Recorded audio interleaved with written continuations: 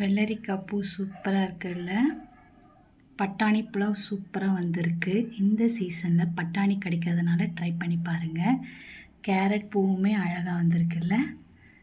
முட்டை, தயிர், வாங்க சாப்பிட்லாம். எவ்வளோ இருக்குது பாருங்களேன். பட்டாணி என்னவோ கொஞ்சம் தான் கிடக்குது, தோல் தான் அதிகமாக இருக்குது. இந்த பட்டாணியோட விலை 50 ரூபா. இந்த சீசனில் தான் இது கிடைக்கும். ட்ரை பண்ணி பாருங்கள். இதை வச்சு நம்ம என்னென்ன டிஷ் பண்ணுறோன்ட்டு கொஞ்சம் நேரம் கழித்து காட்டுறேன்.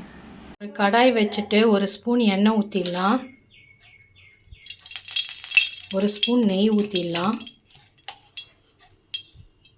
நெய் ஊற்றிட்டு பட்டை, லவங்கம் அதெல்லாம் போட்டுக்கலாம். சோம்புலாம் போட்டுக்கலாம். இப்போ சீசனில் கிடைக்கிற பட்டாணி வச்சு தான் நம்ம ஒரு புலாவ் பார்க்க போகிறோம். இது பொரிஞ்ச உடனே மெலிசாக கட் பண்ண ஆனியனை போட்டுக்கலாம். நல்லா கோல்டன் ப்ரௌன் அளவுக்கு வதங்கணும். அரை மணி நேரம் முன்னாடி ஊற வச்ச பாசுமதி ரைஸு 2 கிளாஸ்க்கு 4 கிளாஸ் தண்ணி, அரை மணி நேரம் ஊறுது. மிளகாத்தூள் எதுவும் சேர்க்க போகிறதில்ல, அதனால் 2 பச்சை மிளகாய் சேர்த்துடலாம். பூண்டு நல்லா தாராளமாக சேர்த்துக்கலாம். ஒரு 25 பூண்டு இருக்கும், சேர்த்துக்கலாம். இது நல்லா ஃப்ரை பண்ணிக்கலாம்.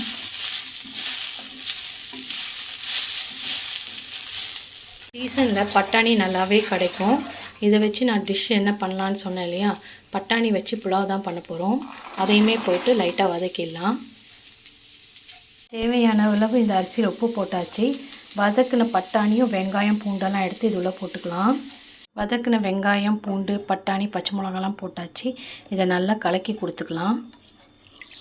கலக்கி கொடுத்துட்டு உப்பு இருக்கா செக் பண்ணிக்கலாம்.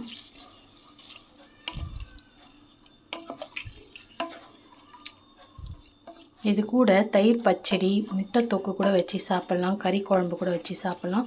செம்ம டேஸ்ட்டாக இருக்கும். நல்லா கலந்து கொடுத்தாச்சு. இதுக்கு மேலே ஒரு ஸ்பூன் நெய் ஊற்றிக்கலாம். நான் ஜிஆர்பி நெய் தான் யூஸ் பண்ணுறேன்.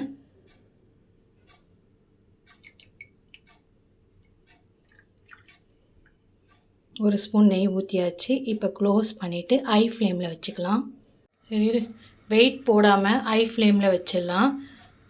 சூப்பராக வருது பார்த்திங்களா. இதை ஸ்லோ பண்ணிவிட்டு குக்கரோட வெயிட் எடுத்து அதுக்கு மேலே போட்டுடலாம்.